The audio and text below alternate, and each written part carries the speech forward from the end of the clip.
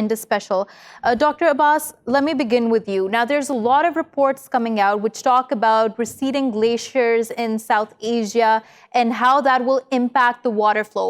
Give us a true sense of the situation at the moment. Thank you, Meshal.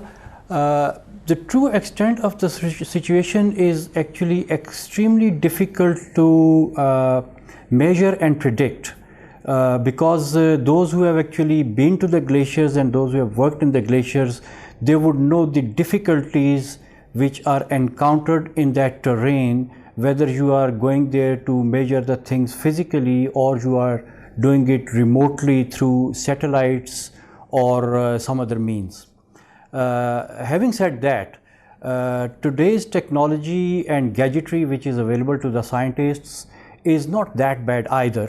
So we can have some estimates, and I would stress on the word estimates, which are always approximate with a certain limit of uncertainty, that we can say a few things. First things first, when the temperature of the planet rises, when the temperature of the air rises, it would melt ice. And that's what your glaciers are made of. Your glaciers are made of ice, and those who have traveled in the mountain, they would know there's a altitude called snow line, and snow line is the altitude above which the temperature is 0.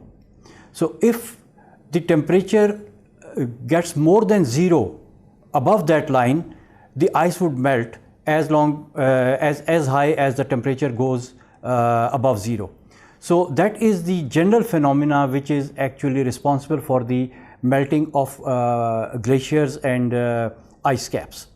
Now, given more temperature of the planet, it is but obvious that the glaciers will melt, and but how exactly a particular glacier is going to melt, how much it will melt, at how much time it will melt, at what day of the year it will start melting, all those things are extremely difficult to predict. But we should know one thing, that these glacial ice caps are going to recede, not just in the Himalayas, it's everywhere in the world. This phenomena is happening.